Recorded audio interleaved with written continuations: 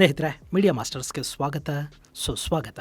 ಗೆಳೆಯರೆ, ಪಶ್ಚಿಮ ಬಂಗಾಳದ ರಾಜಕಾರಣ, ಅಲ್ಲಿನ ಸರ್ಕಾರ ಕೈಗೊಳ್ತಾ ಇರೋ ಕ್ರಮಗಳು, ಕಳೆದ 15 ವರ್ಷಗಳಿಂದ ತೃಣಮೂಲ ಕಾಂಗ್ರೆಸ್ ಗೂಂಡಾಗಳ ದಬ್ಬಾಳಿಕೆಯಿಂದ ಬೇಸತ್ತ ಜನ ಅವರನ್ನು ಕಂಡು ಕಡೆ ಕೆಡವುಕೊಂಡು ಬಡಿತಾ ಇರೋ ರೀತಿ, ಇವೆಲ್ಲ ಕೂಡ ಈಗ ವಿಪರೀತ ಗಮನ ಸೆಳೀತಾ ಇವೆ. ಇನ್ನು ಅಧಿಕಾರ ಕಳ್ಕೊಳ್ಳೋದಷ್ಟೇ ಅಲ್ಲ, ತಮ್ಮ ಸ್ವಂತ ಕ್ಷೇತ್ರದಲ್ಲಿ ಕೂಡ ಸೋಲು ಕಂಡ ಮಮತಾ ಬ್ಯಾನರ್ಜಿ ಈಗ ಮತ್ತೆ ಬೀದಿ ಹೋರಾಟಗಳಿಗೆ ಸಿದ್ಧತೆಗಳನ್ನು ಮಾಡ್ಕೊಳ್ತಾ ಇದ್ದಾರೆ. ಅವರ ಹೈ ಡ್ರಾಮಾಗಳು ಕೂಡ ಅಲ್ಲಿ ಶುರು ಆಗ್ತಾ ಇವೆ. ಮೊನ್ನೆ ಖುದ್ದು ಮಮತಾ ಒಂದು ದೊಡ್ಡ ವಕೀಲರ ತಂಡದ ಜೊತೆ ಕೋಲ್ಕತಾ ಹೈಕೋರ್ಟಲ್ಲಿ ಕಾಣಿಸ್ಕೊಂಡ್ರು. ಟಿಎಂಸಿ ಕಾರ್ಯಕರ್ತರ ಮೇಲೆ ದಬ್ಬಾಳಿಕೆ, ದೌರ್ಜನ್ಯಗಳಾಗ್ತಾ ಇವೆ. ಪಶ್ಚಿಮ ಬಂಗಾಳದಲ್ಲಿ ಕಾನೂನು ಸುವ್ಯವಸ್ಥೆಗಳನ್ನು ಕಾಪಾಡೋದಕ್ಕೆ ಸರ್ಕಾರಕ್ಕೆ ನಿರ್ದೇಶನ ಕೊಡಿ ಅಂತ ಅವರು ನ್ಯಾಯಾಲಯವನ್ನು ಕೇಳಿದ್ದಾರೆ. ಹಾಗೆ ಸರ್ಕಾರ ಕೂಡ ಅಲ್ಲಿ ಕಠಿಣ ಕ್ರಮಗಳಿಗೆ ಮುಂದಾಗ್ತಾ ಇದೆ. ಒಂದಷ್ಟು ಪೊಲೀಸ್ ಅಧಿಕಾರಿಗಳ ತಲೆದಂಡ ಕೂಡ ಈಗಾಗಲೇ ಶುರುವಾಗಿದೆ. ಹಾಗಾದರೆ ಪಶ್ಚಿಮ ಬಂಗಾಳದ ಲೇಟೆಸ್ಟ್ ಡೆವಲಪ್ಮೆಂಟ್ಗಳೇನು, ಬನ್ನಿ ನೋಡೋಣ. ಗೆಳೆಯರೆ, ಪಶ್ಚಿಮ ಬಂಗಾಳದ ಜನ ಐತಿಹಾಸಿಕ ತೀರ್ಪನ್ನು ಕೊಟ್ಟಿದ್ದಾರೆ. ಅಲ್ಲಿ 15 ವರ್ಷಗಳ ಮಮತಾ ಆಡಳಿತ ಮುಗಿದು ಹೋಗಿದೆ. ಬಿಜೆಪಿಯ ಸರ್ಕಾರ ರಚನೆ ಆಗಿದೆ. ಅದರ ಜೊತೆಗೆ ಅಲ್ಲಿ ಇಷ್ಟು ವರ್ಷಗಳ ದಬ್ಬಾಳಿಕೆಗೆ ಜನ ಪಾಠ ಹೇಳೋದಕ್ಕೆ ಕೂಡ ಶುರು ಮಾಡಿದ್ದಾರೆ. ಅಲ್ಲಿನ ಸರ್ಕಾರಿ ಆಸ್ತಿಗಳನ್ನು ಆಕ್ರಮಿಸಿಕೊಂಡ ಗೂಂಡಾಗಳನ್ನು ಜನನೇ ಒದ್ದು ಓಡಿಸ್ತಾ ಇದ್ದಾರೆ. ಪಾರ್ಟಿ ಕಚೇರಿಗಳ ಥರ ತಯಾರಾಗಿದ್ದ ದೇವಾಲಯಗಳನ್ನು, ಹಾಸ್ಟೆಲ್ಗಳನ್ನು, ಶಾಲಾ ಕಟ್ಟಡಗಳನ್ನು ತೆರವುಗೊಳಿಸುವ ಕೆಲಸ ನಡೀತಿದೆ. ಅಲ್ಲಿನ ಟಿಎಂಸಿ ಗೂಂಡಾಗಳಿಗೆ ಜನ ವಧೆ ಕೊಟ್ಟು ಓಡಿಸ್ತಾ ಇದ್ದಾರೆ. ಖಾಸಗಿ ಟೋಲ್ಗಳು ತೆರವಾಗ್ತಾ ಇವೆ. ಗ್ರಾಮೀಣ ಮಟ್ಟದಲ್ಲಿ ಕೂಡ ಯಾರ್ಯಾರು ಇಷ್ಟು ದಿನ ಟಿಎಂಸಿ ಬಾವುಟ ಹಿಡ್ಕೊಂಡು ದಾದಾಗಿರಿ ಮಾಡ್ತಾ ಇದ್ರು, ಪೊಲೀಸರನ್ನು ತೋರಿಸಿ ಸಾಮಾನ್ಯರನ್ನು ಹೆದರಿಸ್ತಾ ಇದ್ರು, ಜನರ ಮೇಲೆ, ಮಹಿಳೆಯರ ಮೇಲೆ ದೌರ್ಜನ್ಯ ಮಾಡ್ತಾ ಇದ್ರು, ಅವರೆಲ್ಲರಿಗೆ ವಧೆ ಬೀಳ್ತಾ ಇವೆ.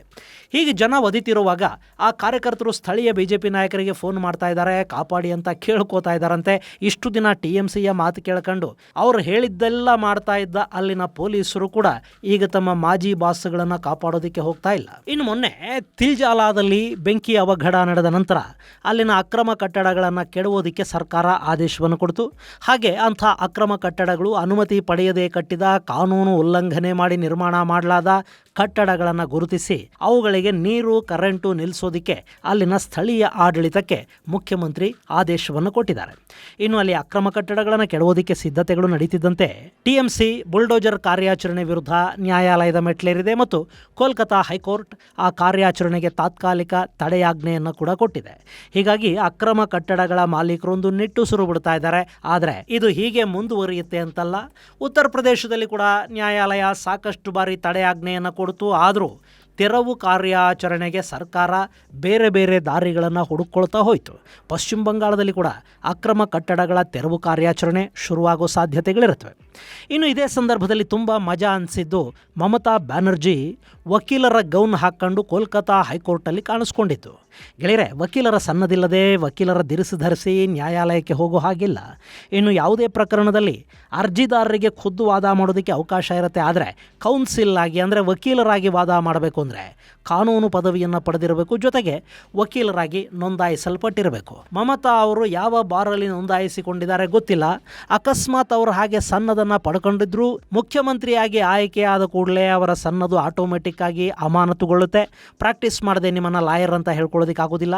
ಅವರು ಮಾಜಿ ಆದ ನಂತರ ಮತ್ತೆ ಬಾರ್ ಕೌನ್ಸಿಲ್ಗೆ ಅರ್ಜಿ ಸಲ್ಲಿಸಿ ತಮ್ಮ ವಕೀಲರ ಸನ್ನದನ್ನು ಆಕ್ಟಿವ್ ಮಾಡ್ಕೋಬೇಕಾಗತ್ತೆ. ಇಲ್ಲಿ ಮಮತಾ ಚುನಾವಣೆಗಳನ್ನು ಸೋತಿದ್ದಾರೆ, ಮಾಜಿ ಆಗಿದ್ದಾರೆ, ಆದರೆ ಸನ್ನದು ವಾಪಸ್ಸನ್ನು ಪಡ್ಕೊಂಡಿದ್ದಾರಾ? ಈ ಪ್ರಶ್ನೆ ಕೂಡ ಅಲ್ಲಿ ಅವರನ್ನು ವಕೀಲರ ಯೂನಿಫಾರ್ಮ್ ಅಲ್ಲಿ ನೋಡಿದ ಸಂದರ್ಭದಲ್ಲಿ ಉಂಟಾಯಿತು. ಈ ಬಗ್ಗೆ ನ್ಯಾಯಾಲಯದ ಗಮನಕ್ಕೂ ಅಲ್ಲಿನ ಕೆಲ ವಕೀಲರು ತಂದರು. ಅವರ ಸನ್ನದಿನ ಬಗ್ಗೆ ವರದಿ ಕೊಡೋದಕ್ಕೆ ಬಾರ್ ಅಸೋಸಿಯೇಷನ್ಗೆ ಹೇಳಲಾಯಿತು. ಇನ್ನು ಮಮತಾ ಕೋಲ್ಕತಾ ಹೈಕೋರ್ಟಲ್ಲಿ ಹೊಸ ಸರ್ಕಾರದ ವಿರುದ್ಧ ಬೆಂಕಿ ಕಾರಿದರು.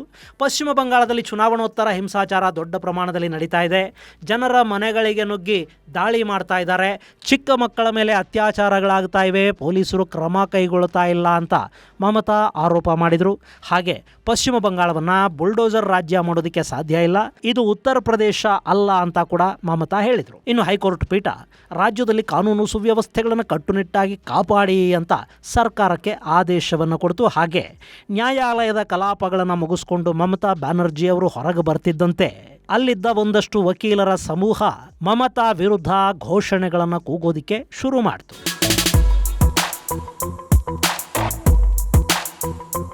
ಇನ್ನು ಈಗ ಅಲ್ಲಿನ ಪೊಲೀಸರು ಚುನಾವಣೋತ್ತರ ಹಿಂಸಾಚಾರಗಳ ವಿರುದ್ಧ ಕ್ರಮ ಕೈಗೊಳ್ಳೋದಕ್ಕೆ ಮುಂದಾಗ್ತಾ ಇದ್ದಾರೆ.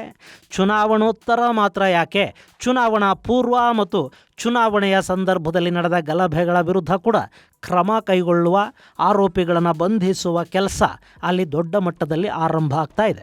ಅದು ಕೂಡ ತೃಣಮೂಲದ ಕಾರ್ಯಕರ್ತರ ಬುಡಕ್ಕೆ ಬರ್ತಾ ಇದೆ. ಇನ್ನು ಮತ್ತೊಂದು ಕಡೆ ತೃಣಮೂಲ್ ಕಾಂಗ್ರೆಸ್ನ ಬಹುತೇಕ ನಾಯಕರು ಈಗಾಗಲೇ ಪರಾರಿ ಆಗ್ತಾ ಇದ್ದಾರೆ. ಇನ್ನು ಕೆಲವರನ್ನು ಬಂಧನಕ್ಕೀಡು ಮಾಡಲಾಗ್ತಾ ಇದೆ. ಅಲ್ಲಿನ ಮಾಜಿ ಸಚಿವ ಸುಜಿತ್ ಬೋಸ್ ಅವರನ್ನು ಪುರಸಭೆ ನೇಮಕಾತಿ ಹಗರಣಕ್ಕೆ ಸಂಬಂಧಪಟ್ಟ ಹಾಗೆ ಸುಮಾರು 8-9 ಗಂಟೆಗಳ ಕಾಲ ವಿಚಾರಣೆ ನಡೆಸಿದ ಇಡಿ ಕಡೆಗೆ ಆ ಮಾಜಿ ಸಚಿವನನ್ನು ಬಂಧಿಸಿದೆ. ಹಾಗೆ ಮತ ಎಣಿಕೆಯ ನಂತರ ಬಿಜೆಪಿ ಕಾರ್ಯಕರ್ತರ ವಿಜಯೋತ್ಸವದ ಮೇಲೆ ಬಾಂಬು ಮತ್ತು ಗುಂಡಿನ ದಾಳಿ ಮಾಡಿದ ಆರೋಪದ ಮೇಲೆ ತೃಣಮೂಲದ ಗೂಂಡ ಶಮೀಂ ಅಹ್ಮದ್ ಮೇಲೆ ಪ್ರಕರಣ ದಾಖಲಾಗಿದೆ.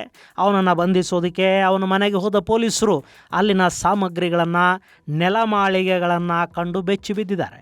4 ಅಂತಸ್ತುಗಳ ಆ ಮನೆಯಲ್ಲಿ ಒಂದು ರಹಸ್ಯ ಬಂಕರ್ ಕೂಡ ಪೊಲೀಸರ ಕಣ್ಣಿಗೆ ಬಿದ್ದಿದೆ.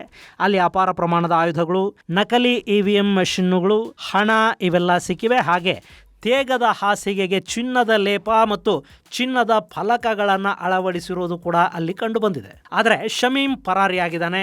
ಹಾಗೆ ತೃಣಮೂಲದ ನಾಯಕ ನಾರಾಯಣ್ ರಂಜಿತ್ ಹಾಗೂ ಆತನ ಸಹಚರ ಗೋಪಾಲ್ ಮಲಿಕ್ ಅವರ ಮನೆಗಳ ಮೇಲೆ ಕೂಡ ದಾಳಿಗಳಾಗಿವೆ. ಅಲ್ಲಿಂದ ಪಿಸ್ತೂಲುಗಳು, ಮ್ಯಾಗ್ಝೀನುಗಳು, ಜೀವಂತ ಗುಂಡುಗಳನ್ನು ವಶಪಡಿಸಿಕೊಳ್ಳಲಾಗಿದೆ. ತಲೆ ಮರೆಸ್ಕೊಂಡು ಓಡ್ ಹೋಗಿದ್ದ ರಂಜಿತ್ ಮತ್ತು ಗೋಪಾಲ್ ಇಬ್ಬರನ್ನ ಪಶ್ಚಿಮ ಬಂಗಾಳದ ಪೊಲೀಸರು ಒಡಿಸ್ಸಾದಲ್ಲಿ ಅರೆಸ್ಟ್ ಮಾಡಿದ್ದಾರೆ. ಇನ್ನು ಫಾಲ್ತಾ ಕ್ಷೇತ್ರದ ಮಾಜಿ ಶಾಸಕ ಹಾಗೂ ಮಮತಾ ಮತ್ತು ಅಭಿಷೇಕ್ ಬ್ಯಾನರ್ಜಿ ಅವರ ಅತ್ಯಾಪ್ತ ಬಂಟ ಜಹಂಗೀರ್ ಖಾನ್ ಕೂಡ ಪರಾರಿಯಾಗಿದ್ದಾನೆ.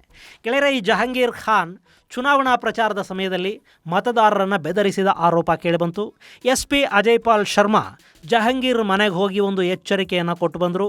ಆ ಸಂದರ್ಭದಲ್ಲಿ ಚುನಾವಣಾ ರ್ಯಾಲಿಯಲ್ಲಿ ಮಾತನಾಡಿದ್ದ ಜಹಂಗೀರ್, ಅಜಯ್ ಪಾಲ್ ಶರ್ಮಾ ಸಿಂಗಮ್ ಆದರೆ ನಾನು ಪುಷ್ಪ, ಫ್ಲವರ್ ಅಲ್ಲ ಫೈರು ಅಂತೆಲ್ಲ ಭಾಷಣ ಮಾಡಿದ್ದ. ಮತದಾನದ ಸಂದರ್ಭದಲ್ಲಿ EVM ಮೆಷಿನ್ಗಳಲ್ಲಿ ಬಿಜೆಪಿಯ ಚಿಹ್ನೆ ಮೇಲೆ ಪ್ಲಾಸ್ಟರ್ ಹಚ್ಚಿ ಅದನ್ನು ಬಳಸೋದಕ್ಕೆ ಬಾರದ ಹಾಗೆ ಮಾಡಲಾಗಿತ್ತು. ಕೆಲ ಬೂತುಗಳಲ್ಲಿ ಬಟನ್ ಮೇಲೆ ಇಂಕ್ ಹಚ್ಚಲಾಗಿತ್ತು. ಮತ್ತೆ ಕೆಲ ಕಡೆಗಳಲ್ಲಿ ಬಿಜೆಪಿ ಬಟನ್ ಮೇಲೆ ಸೆಂಟು ಸುರಿಯಲಾಗಿತ್ತು ಮತ್ತು ಮತ ಹಾಕಿ ಬಂದವರ ಬೆರಳುಗಳನ್ನು ಪರಿಶೀಲಿಸಿ ಅದರಿಂದ ಸೆಂಟ್ ವಾಸನೆ ಬಂದರೆ ಅಥವಾ ಇಂಕಿನ ಗುರುತು ಕಾಣಿಸಿದರೆ ಅಂಥವರನ್ನು BJPಗೆ ಮತ ಹಾಕಿದ್ದಾರೆ ಅಂತ ಹಲ್ಲೆ ಮಾಡೋ ಕೆಲಸ ಕೂಡ ನಡೀತಾ ಇತ್ತು. ಹಾಗೆ ಸುಮಾರು 66 ಮತಗಟ್ಟೆಗಳಲ್ಲಿ CC camera live streaming cut ಆಯಿತು. ಇದೆಲ್ಲವನ್ನ ಗಮನಿಸಿ ಈ ಫಾಲ್ತಾ ಚುನಾವಣೆಯನ್ನೇ ಫಾಲ್ತು ಅಂದುಕೊಂಡ ಚುನಾವಣಾ ಆಯೋಗ ಅಲ್ಲಿ ಮತದಾನವನ್ನು ಮುಂದೂಡಿದೆ. ಜಹಂಗೀರ್ ಖಾನ್ ವಿರುದ್ಧ ಸಾಕಷ್ಟು ಪ್ರಕರಣಗಳು ದಾಖಲಾಗಿವೆ. ಖಾನ್ ಈಗ ಚುನಾವಣಾ ಪ್ರಚಾರದಲ್ಲಿ ಕೂಡ ಕಾಣಿಸ್ಕೊಳ್ತಾ ಇಲ್ಲ. ಪುಷ್ಪ ಒಣಗೋಯ್ತಾ, ಫೈರ್ ತಣ್ಣಗಾಯ್ತಾ ಗೊತ್ತಿಲ್ಲ. ಆತ ಪ್ರಚಾರಕ್ಕೆ ಬರ್ತಾ ಇಲ್ಲ. ಆತನ ಬಾವುಟ ಹಿಡಿಯೋದಿಕ್ಕೂ ಅಲ್ಲಿ ಜನ ಇಲ್ಲ. ಈ ಹಿಂದವನ ಕಾರ್ಯಕರ್ತರು ಗೋಡೆಗಳ ಮೇಲೆ ಅಂಟಿಸಿದ್ದ ಪೋಸ್ಟರ್ಗಳನ್ನು ಕೂಡ ಜನ ಕಿತ್ತು ಹಾಕಿದ್ದಾರೆ. ಗೋಡೆ ಬರಹಗಳ ಮೇಲೆ ಸುಣ್ಣ ಪೇಂಟು ಹೊಡೆಯಲಾಗಿದೆ. ಜಹಂಗೀರ್ ಪರಾರಿಯಾಗಿದ್ದಾನೆ. ಇನ್ನು ಮಮತಾ ಅಳಿಯ ಅಭಿಷೇಕ್ ಬ್ಯಾನರ್ಜಿ ವಿರುದ್ಧ ಚುನಾವಣಾ ಸಂದರ್ಭದಲ್ಲಿ ದ್ವೇಷ ಭಾಷಣ ಮಾಡಿದ, ಪ್ರಾಣ ಬೆದರಿಕೆ ಒಡ್ಡಿದ ಪ್ರಕರಣ ದಾಖಲಾಗಿದೆ. ಹಾಗೆ ಬ್ಯಾನರ್ಜಿ ಪತ್ನಿಯ PAN card, person of origin card, OCI ಅಂದರೆ ಓವರ್ಸೀಸ್ ಸಿಟಿಸನ್ಶಿಪ್ ಆಫ್ ಇಂಡಿಯಾ ಕಾರ್ಡುಗಳಲ್ಲಿ ತಂದೆಯ ಹೆಸರು ಬೇರೆ ಬೇರೆ ಇದೆ. ಅಲ್ಲಿ ಒಂದೊಂದು ದಾಖಲೆ ಒಂದೊಂದು ತಂದೆಯ ಹೆಸರನ್ನು ಹೇಳ್ತಾ ಇವೆ. ಈ ಬಗ್ಗೆ ಕೂಡ ಮಿನಿಸ್ಟ್ರಿ ಆಫ್ ಹೋಮ್ ಅಫೇರ್ಸ್ ತನಿಖೆಯನ್ನು ಕೈಗೆತ್ತಿಕೊಂಡಿದೆ. ಇನ್ನು ಮಜಾ ಅಂದರೆ ಅಲ್ಲಿನ ತೃಣಮೂಲದ ಪ್ರಚಾರಕರ್ತ ಗಾರ್ಗ್ ಚಟರ್ಜಿಯದ್ದು. ಈ ಗಾರ್ಗ್ ಬಾಂಗ್ಲಾ ಪಕ್ಷ ಅನ್ನೋ ಪೇಪರ್ ಒಂದನ್ನು ನಡೆಸ್ತಾನೆ. ಇತ್ತೀಚೆಗೆ EVMಗಳ ವಿರುದ್ಧ ಅಕ್ರಮ ವಲಸೆಗಳ ಪರ ಇವನು ವಿಪರೀತ ಬರಿತಾ ಹೋಗ್ತಾ ಇದ್ದ. ಅವನ ಮೇಲೆ ಒಂದಷ್ಟು ಪ್ರಕರಣಗಳು ದಾಖಲಾಗಿವೆ. ಮೊನ್ನೆ ಅವನ ಬಂಧನಕ್ಕೆ ಅಂತ ಪೊಲೀಸರು ಅವನ ಮನೆಗೆ ಹೋಗಿದ್ದಾರೆ. ಸಾರಲ್ಲೆಲ್ಲೂ ಕಾಣಿಸ್ಕೊಂಡಿಲ್ಲ. ಎಲ್ಲ ಕೊಠಡಿಗಳನ್ನು ಹುಡುಕಿದ ಪೊಲೀಸರಿಗೆ ವಾಶ್ರೂಮ್ ಬಾಗಿಲು ಮುಚ್ಚಿಕೊಂಡಿರೋದು ಗೊತ್ತಾಗಿದೆ. ಅದನ್ನು ತಡೆಯೋದಕ್ಕೆ ಹೋದರೆ ಗರ್ಗನ ಹೆಂಡತಿಯಲ್ಲಿದ್ದಾಳೆ, ಬಾಗಿಲು ತೆಗಿಬೇಡಿ ಅಂತ ಮನೆಯಲ್ಲಿದ್ದವರು ಅಡ್ಡಿ ಉಂಟು ಮಾಡಿದ್ದಾರೆ. ಕಡೆಗೆ ಮಹಿಳಾ ಪೊಲೀಸರನ್ನು ಕರೆಸಿ ಆ ಬಾತ್ರೂಮ್ನ ಬಾಗಿಲನ್ನು ಓಪನ್ ಮಾಡಿದರೆ ಅದರಲ್ಲಿ ಕಾಣಿಸಿದ್ದು ಬುರ್ಖಾದಾರಿ ಹೆಣ್ಣುಮಗಳು. ಗರ್ಗನ ಹೆಂಡತಿ ಬುರ್ಖಾ ಯಾಕೆ ಹಾಕೊಂಡ್ಲು ಅಂತ ಅನುಮಾನ ಬಂದು ಪೊಲೀಸರು ಆ ಬುರ್ಖಾನ ಸ್ವಲ್ಪ ಸರಿಸಿ ನೋಡಿದರೆ ಅಲ್ಲಿದ್ದದ್ದು ಹೆಣ್ಣಲ್ಲ, ಗಂಡು. ಇವನು ಯಾರ್ರೀ ಬುರ್ಖಾ ವೀರ ಅಂತ ಹುಡುಕಿದ್ರೆ ಅವನು ಬೇರೆ ಯಾರು ಅಲ್ಲ, ಗರ್ಗ್ ಚಟರ್ಜಿ. ಬುರ್ಖಾ ಹಾಕೊಂಡು ಓಡ್ ಹೋಗ್ತಾ ಇದ್ದ. ಅವನನ್ನು ಪೊಲೀಸರು ಅರೆಸ್ಟ್ ಮಾಡಿದ್ದಾರೆ. ಆರ್ಜೇಕರ್ ಕಾಲೇಜಲ್ಲಿ ಮೆಡಿಕಲ್ ವಿದ್ಯಾರ್ಥಿನಿಯ ಮೇಲೆ ನಡೆದ ಅತ್ಯಾಚಾರ ಮತ್ತು ಕೊಲೆ ಪ್ರಕರಣದ ತನಿಖೆಯನ್ನು ಮಾಡ್ತಾ ಇದ್ದ 3 ಹಿರಿಯ ಅಧಿಕಾರಿಗಳನ್ನು ಪಶ್ಚಿಮ ಬಂಗಾಳದ ಹೊಸ ಸರ್ಕಾರ ಅಮಾನತು ಮಾಡಿದೆ. ಅದರಲ್ಲಿ ಆಗಿನ ಕೋಲ್ಕತಾ ಪೊಲೀಸ್ ಕಮಿಷನರ್ ವಿನೀತ್ ಗೋಯಲ್, ಅವತ್ತಿನ ಉತ್ತರ ಭಾಗದ ಪೊಲೀಸ್ ಉಪ ಆಯುಕ್ತ ಅಭಿಷೇಕ್ ಗುಪ್ತಾ ಮತ್ತು ಉಪ ಪೊಲೀಸ್ ಆಯುಕ್ತೆ ಇಂದಿರಾ ಮುಖರ್ಜಿ ಇದ್ದಾರೆ. ಅವರ ಮೇಲೆ ತನಿಖೆಯಲ್ಲಿನ ಲೋಪ, ಸಂತ್ರಸ್ತರಿಗೆ ಹಣ ಆಫರ್ ಮಾಡಿದ್ದು, ಅನುಮತಿ ಪಡೆಯದೆ ಪತ್ರಿಕಾಗೋಷ್ಠಿಗಳನ್ನು ಮಾಡಿದ್ದು ಮತ್ತು ಪತ್ರಿಕೆಗಳಿಗೆ ಹಣ ಕೊಟ್ಟು ಸುದ್ದಿಗಳನ್ನು ಬರೆಸಿದ್ದು, ಭ್ರಷ್ಟಾಚಾರ ಮುಂತಾದ ಸಾಕಷ್ಟು ಆರೋಪಗಳಿದ್ವು. ಈಗ ಅವರನ್ನು ಇಲಾಖಾ ತನಿಖೆಗೆ ಗುರಿಪಡಿಸಿ ಅಮಾನತ್ತಲ್ಲಿಡಲಾಗಿದೆ. ಗೆಳೆಯರೆ, ಪಶ್ಚಿಮ ಬಂಗಾಳದಲ್ಲಿ ಯಾರೆಲ್ಲ ಇಷ್ಟು ದಿನ ಮಮತಾ ಅವರ ಆಶೀರ್ವಾದ ಪಡ್ಕೊಂಡು ಮೆರಿತಾ ಇದ್ರು ಅವರೆಲ್ಲ ಒಂದು ಅಬ್ಸ್ಕ್ಯಾಂಡ್ ಆಗ್ತಾ ಇದ್ದಾರೆ, ಜೈಲು ಸೇರ್ತಾ ಇದ್ದಾರೆ. ಸರ್ಕಾರಿ ಅಧಿಕಾರಿಗಳಾದರೆ ತನಿಖೆಗಳನ್ನು ಎದುರಿಸಬೇಕಾಗಿ ಬರ್ತಾ ಇದೆ. ಇದು ಪಶ್ಚಿಮ ಬಂಗಾಳದ ಸದ್ಯದ ಒಂದಷ್ಟು ಅಪ್ಡೇಟ್ಸ್. ಮುಂದಿನ ಸಂಚಿಕೆಯಲ್ಲಿ ಮತ್ತಷ್ಟು ವಿಶೇಷಗಳ ಜೊತೆ ಮತ್ತೆ ಭೇಟಿಯಾಗೋಣ. ಅಲ್ಲಿವರೆಗೆ ಜೈ ಹಿಂದ್, ಜೈ ಕರ್ನಾಟಕ.